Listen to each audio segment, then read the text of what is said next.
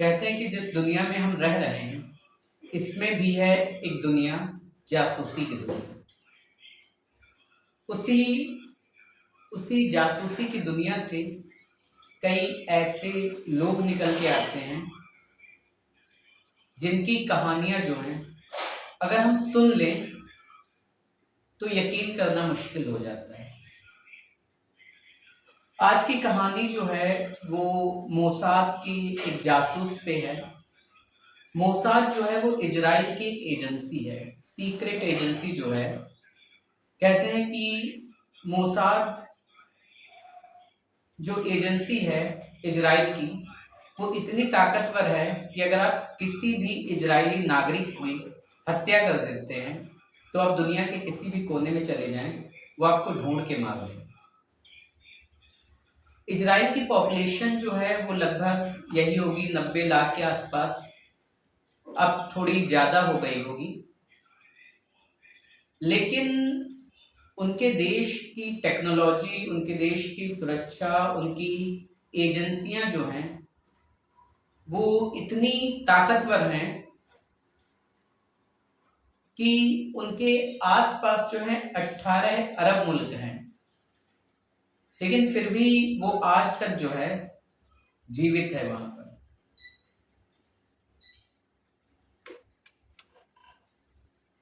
जिस जासूस की हम बात करने वाले हैं, एक हमने शुरू में ही बताया कि एक ऐसी कहानी है जिस पर शायद ही आप यकीन कर पाए।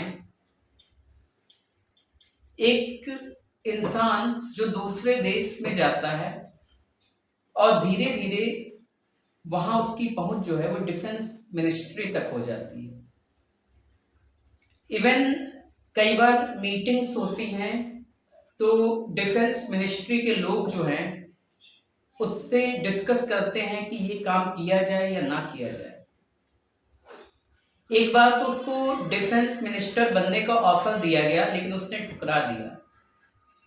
एक बार तो ये कहा जाता है कि लास्ट में ये कहा गया कि प्रेसिडेंट बन जाओ आप इस देश के।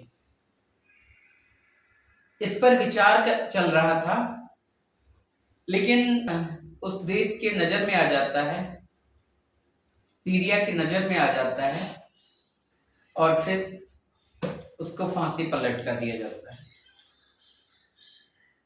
ये कहानी है एक ऐसे देश की जिसका जन्म 1948 में हुआ और जो चारों तरफ से हमने बताया लगभग अरब मुल्कों से घिरा हुआ है, और ये दुनिया का अकेला यहूदी देश है। लेकिन सुरक्षा और जासूसी के मामले में दुनिया का कोई भी देश जो है इसको टक्कर नहीं दे सकता। देखिए, वहां पे कई पॉलिटिकल पार्टीज हैं, उन पॉलिटिकल पार्टीज की विचारधारा अलग हो सकती है, लेकिन जब देश की बात आती है तो सारी की सारी विचारधाराएं एक हो जाती हैं कि पहले देश बाद में कोई और चीज। जिस व्यक्ति की बात हम कर रहे हैं उसका नाम है एली कोहीन। एली कोहीन की मां जो थी वो सीरिया की नागरिक थी और पिता जो थे वो यहूदी थे। अब यहाँ पे एक तो पिता यहूदी थे, मां सीरिया की नागरिक थी, रहते मिस्र में थे। तो बहुत सी ऐसी चीजें एली कोहीन के पास थी जो हर किसी के पास नहीं हो सकती। कि एक तो सीरिया की लैंग्वेज उसे अरबी आती थी, लेकिन डिफरेंट डिफरेंट एक्सेंट में आती थी, क्योंकि मिस्र में वो पला बढ़ा था। मां सीरिया की थी तो उसका फायदा, और पिता यहूदी थे तो उस चीज का भी फायदा। जिस वक्त इसका जन्म हुआ उस वक्त इजराइल का गठन नहीं हुआ था। ये हम कह सकते हैं कि इजराइल देश था ही नहीं, मांग चल रही थी।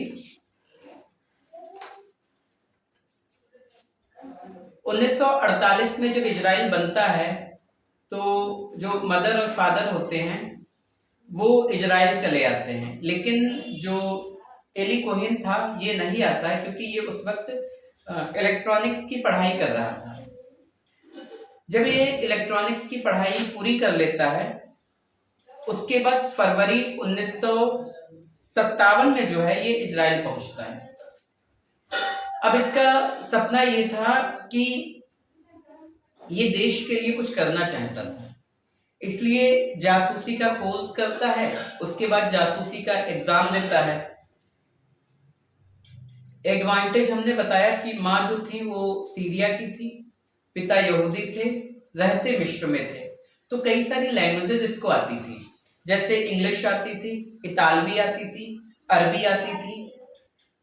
और अरबी जो थी वो डिफरेंट डिफरेंट टोन्स में आती थी, जैसे अगर हम मिस्र की बात करें, सऊदी की बात करें, सीरिया की बात करें, ईरान की बात करें, लेबनान की बात करें, जॉर्डन की बात करें, तो हर जगह जो बोली तो जाती है अरबी, लेकिन डिफरेंट टोन में बोली जाती है, और उसको इसको जो है वो सारे टोन्स आते थे। जब ये सारा टेस्ट वगैरह दे देता है तो मोसाद को भी ये पसंद आ जाता है, इससे पूछते हैं कि क्या करोगे, तो ये सारी चीजें बताता है कि मुझे जो है जासूस बनना है, कहते हैं घर छोड़ना पड़ेगा, कहते हैं छोड़ देंगे, ठीक है। बाकी सारे खतरे बताए जाते हैं, ये कहता है ठीक है हम सब चीज के लिए तैयार हैं।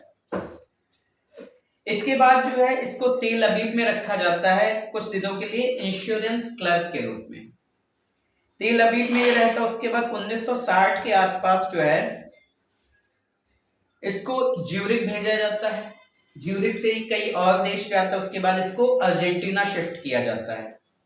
जब ये अर्जेंटीना शिफ्ट होता है तो अर्जेंटीना में इसको नाम दिया जाता है कामिल अमीन थामेल, कामिल अमीन थामेल, ये नाम इसको दिया जाता है। अर्जेंटीना में इसके लिए एक अच्छा सा घर खरीदा जाता है, मतलब इस पर काफी पैसे खर्च किए जाते हैं। कपड़े और फर्नीचर का बिजनेस इसको करवाया जाता है, एक्सपोर्ट और इंपोर्ट का। ये तो हो गई कि इसको कैसे अर्जेंटीना में सेटल करना है, लेकिन इसका काम ये था कि अर्जेंटीना पहुंचकर वहां पर जो सीरियन एम्बेसी है वहां के अधिकारियों से पकड़ बनानी है, उनसे दोस्ती करनी है, उनसे जितनी गहरी दोस्ती हो सकती करिए। अच्छा, एक्सेंट पे पकड़ तो थी, अच्छी अरबी बोलता था, बाकी भाषाओं का ज्ञान था। जब ये वहां पहुंचता है तो धीरे धीरे इसका आना जाना हो जाता है एम्बेसी में, और कई सारे लोगों से दोस्ती इसकी हो जाती है। वहां पर एक मिलिट्री अटैच थे जिनका नाम था अमीन अल हफीज। अमीन अल हफीज से भी इसकी दोस्ती होती है, और दोस्ती जो है वो बहुत गहरी हो जाती है। गहरी का मतलब दोस्ती की जो एक सीमा होती है कि उससे ऊपर नहीं हो सकती, तो उस लेवल तक इसकी दोस्ती हो जाती है। कुछ समय बाद जो है अमीन अल हफीज जो है सीरिया वापस जाते हैं, उसके बाद वहां पे तख्ता पलट होता है, तो अमीन अल हफीज जो हैं ये वहां के प्रेसिडेंट बन जाते हैं। अब अंदाजा लगाइए कि एक दोस्त जिस देश की जासूसी का काम दिया गया उसी देश का प्रेसिडेंट बन जाए, तो चीजें आसान भी हो गई थी लेकिन समझना भी बहुत था। जब ये बात इजराइल तक पहुंचती है तो फिर इसको अर्जेंटीना से जो है सीरिया भेजने का इंतजाम किया जाता है। अब सीरिया भेजने के लिए कुछ कनेक्शन ढूंढे जाते हैं कि वहां पे जाओगे तो कैसे रहोगे, क्या करोगे, कैसे बताओगे कि हम यहाँ क्या करने आए हैं। तो एक तो उसके पास था ही कि वो बिजनेस के तौर पे जाएगा। दमिश्क में संपर्क ढूंढे जाते हैं और 1961 में जो है इसको दमिश्क भेज दिया जाता है एज अ बिजनेस मैन के तौर पे। जब ये बिजनेसमैन के तौर पे वहां पहुंचता है तो अमीन अल हफीज जो कि वहां के राष्ट्रपति, उनसे इसकी बहुत गहरी दोस्ती, धीरे धीरे डिफेंस में इसकी पकड़ बन जाती है। डिफेंस में जब ये पहुंचता है तो बड़ी बड़ी पार्टियां देता है, लोगों को दिखाता है कि हम ऐसे इतने पैसे वाले हैं। लोगों को भी, वहां के जो अधिकारी, आला अधिकारी होते हैं, उन्हें लगता है कि भाई राष्ट्रपति जो यहाँ के हैं उनका मित्र है। डिफेंस में इसकी धीरे धीरे पकड़ जो है वो अच्छी हो जाती है। इसके बाद जो है हमने आपको बताई वहां के आला अधिकारियों को पार्टी देना शुरू कर देता है और डिफेंस के लोग इसकी पार्टियों में आते हैं। बहुत सी जानकारियां धीरे धीरे इसको मिलने लगती हैं। कई अधिकारी ऐसे होते हैं जो इसकी पार्टी में नहीं आते हैं, नहीं शामिल होते हैं, कई बार होता है। उनको ये हनी ट्रैप करना शुरू कर देता है, उनके लिए अलग से इंतजाम ये करता है। कहते हैं इसकी लगभग 17 गर्लफ्रेंड थी और उन सारी लड़कियों का यूज जो है ये इन लोगों के हनी ट्रैप के लिए करता था। अलग अलग कहानियां सुना के जो है सारी चीजें बताता था। कहते हैं कि डिफेंस में इसकी पहुंच इतनी हो गई थी कि ये मिनिस्ट्री के लिए काम करना शुरू कर देता है। फर्नीचर से लेके बाकी जो भी वहां का कॉन्ट्रैक्ट होता था वो सारा इसको मिलने लगा था। और केवल यही का नहीं, डिफेंस का हो गया, फाइनेंस का हो गया, इंफॉर्मेशन का हो गया। कहते हैं इवन बैंक, सेंट्रल बैंक और जितनी भी मिनिस्ट्री होती हैं इसकी उन सारी मिनिस्ट्रीज में जो है पकड़ हो गई थी। इसका आना जाना हो गया था, कई मीटिंग्स होती थी तो इसको बुलाया जाता था, सजेशन लिए जाते थे। इस लेवल तक जो है पकड़ हो गई थी। इसी समय जो है 1962-63 के आसपास इजराइल और अरब के रिश्ते खराब होने लगते हैं। अब इजराइल को ये चाहिए था या जो भी अरब देश हैं तब गोला बारूद कहाँ पे रखा है या उसका जो सबसे बड़ा मिलिट्री बेस है, ये सब सारी चीजें कहाँ पे हैं। कहते हैं वहां पे एक जगह थी गोलार्द हाइट। गोलार्द हाइट ये जो है सीरिया की एक जगह थी। ये पहाड़ी इलाका था और सरहदी इलाका था। ये जो है सीरिया और इजराइल का बॉर्डर है। सीरिया और इजराइल का बॉर्डर है। अब तो शायद ये इजराइल के कब्जे में आ गया है उसी समय से। इसके बाद जो है इजराइल ये सोचता है कि वहां पे डिप्लॉयमेंट कैसे किया जाएगा, मान लो कभी अटैक हुआ तो ये सारी जानकारी कैसे पता लगेगी। अब ये अपना दिमाग चलाना शुरू करता है कि वहां तक कैसे पहुंचा जाए। पहुंचना वहां पे आसान था नहीं, क्योंकि ये था कि मिनिस्ट्री में इसकी पहुंच जरूर थी, लेकिन वो आर्मी का इलाका था, एक बिजनेसमैन थे, तो इतनी जल्दी उन इलाकों में पहुंच पाना मुश्किल था। कई बार शक भी हो सकता था। इसके बाद जो है एक दिन ये दोस्तों के साथ बैठा होता है तो ये कहता है कि आर्मी के लिए जो है और उनकी सेहत के लिए अगर ये जो गोलार्द हाइट्स है यहाँ पे यूकेलिप्टस के पेड़ लगाए जाएं तो काफी अच्छा होगा। अच्छा, वहां पे पानी भी काफी था तो जो सीरियन आर्मी है वो मान जाती है। यहां तक कि जब पैसे की बात आती है तो ये कहता है कि पैसा मेरे पास है, देश के लिए इतना तो कर ही सकते हैं। वो लोग इसकी इज्जत जो है उन लोगों की नजरों में और भी बढ़ जाती है। कहते हैं कि जिस तरीके से पेड़ लगवाए गए थे उस जगह पे, इजराइल ने उन्हीं जगहों पे अटैक किए और उसको बहुत सा फायदा हुआ। जब ये पेड़ लगाए जा रहे थे, जब ये पेड़ थोड़े बड़े हुए, इसके बाद 1967 के आसपास जो है मिस्र, Syria, Jordan, Iraq, Kuwait, Yemen और भी कई देश थे, इजराइल पे हमला कर देते हैं और ये युद्ध जो है 6 दिनों में खत्म कर दिया जाता है इजराइल के द्वारा। सबको ठिकाने लगा देता है और कहते हैं कि ये जो जीत हुई थी इसका पूरा का पूरा क्रेडिट जो है उसी इजरायली एजेंट को ही दिया जाता है, एली कोहेन को। इसके बाद क्या होता है कि इसका कारण ये था कि एली कोहेन ने जो है सारी जानकारी इजराइल तक ऑलरेडी पहुंचा रखी थी कि यहाँ पे क्या क्या होने वाला है, क्या नहीं होने वाला है। कहते हैं कि इस युद्ध से पहले जो है उसको डिप्टी डिफेंस मिनिस्टर का ऑफर मिला था, लेकिन इसको भी उसने ठुकरा दिया था। तो उन लोगों की नजरों में इसकी इज्जत और बढ़ गई थी कि इतना बड़ा पद दिया जा रहा है लेकिन वो लेने को राजी नहीं है।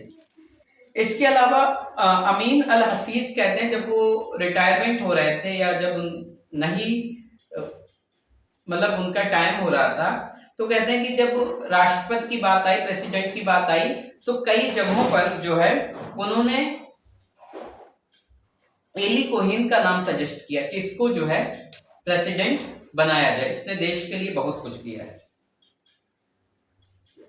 एक हिसाब से हम ये कह सकते हैं कि सीरिया में एली कोहेन की तूती बोलती थी, जिसकी डिफेंस मिनिस्ट्री में पकड़ हो, धीरे धीरे आर्मी में उसकी पकड़ हो गई कई जगहों पे। लेकिन जब ये युद्ध हारता है सीरिया, इसके बाद सीरिया को कुछ डाउट होता है कि जो इजराइल के द्वारा हमले किए गए वो बहुत सटीक हमले थे और इतनी जल्दी युद्ध खत्म हो गया और इतनी सफाई से हरा दिया गया, इसमें कोई ना कोई तो हमारे देश का शामिल है। उन्हें एली कोहेन पे शक नहीं था, उन्हें अपनी मिनिस्ट्री पे कई लोगों पे शक था, लेकिन बाद में ये हुआ।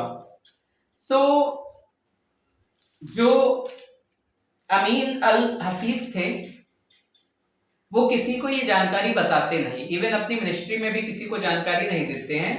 और वो यूएसएसआर, जो आज का रसिया है, उस समय यूएसएसआर हुआ करता था, उससे मदद मांगते हैं। उनकी एक एजेंसी है केजीबी, केजीबी से मदद मांगते हैं।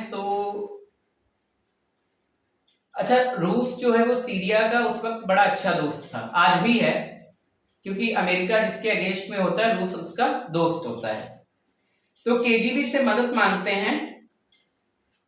केजीबी एक डिवाइस तैयार, केजीबी को पहले ही अंदाजा हो गया था, उन्होंने कहा था कि फोन से तो बात करता नहीं होगा, जरूरी है ट्रांसमिशन का यूज करता होगा, और उसकी ट्रांसमिशन के जो सिग्नल हैं उनको पकड़ने के लिए डिवाइस तैयार की जाती है कि वो सिग्नल किधर से आ रहे हैं।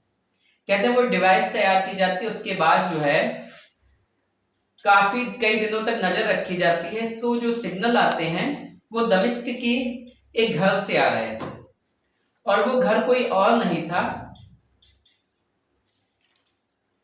अमीन अल हफीज के सबसे अजीज दोस्त,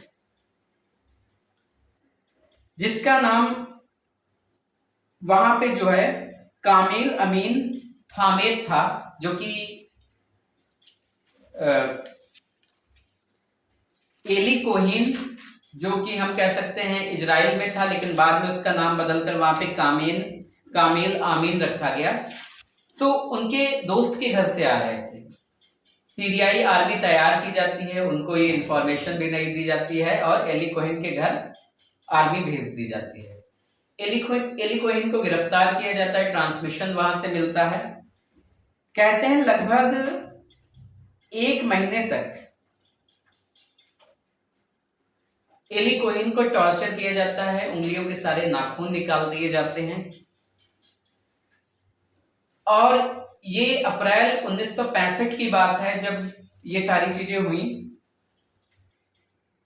इसके बाद 18 मई 1965 को जो है दमिश्क के चौराहे पर एली कोहेन को लटका दिया जाता है, और 8 घंटे तक उसकी लाश लटकी रहती है। इजराइल कई मानवाधिकार, जो हम कह सकते हैं ह्यूमन राइट्स की सपोर्ट लेता है, यूएन की सपोर्ट लेता है, लेकिन सीरिया नहीं मानता है। उसके बाद इजराइल ये भी कहता है कि लाश दे दो, उस पर भी नई बात होती है। कहते हैं कि आज तक नहीं पता कि उसकी लाश को कहां दफनाया गया, क्योंकि उसके बाद सीरिया पे बहुत ज्यादा बमबारी की गई। इवन जिन लोगों ने दफनाया होगा उनका भी कुछ नहीं पता। लेकिन जिस वक्त उसको लटकाया गया उस वक्त उसके हाथ में एक घड़ी थी, तो वो घड़ी इजराइल तक कैसे भी पहुंची, उनकी एजेंसी ने इस बात की जानकारी नहीं दी, किसने दी, कहां से दी, कैसे पहुंची, लेकिन वो उन तक पहुंची। कुछ समय तक उसको म्यूजियम में रखा गया। उसके बाद उनकी वाइफ एली कोहेन की वाइफ नादिया को दे दी गई। सो ये स्टोरी थी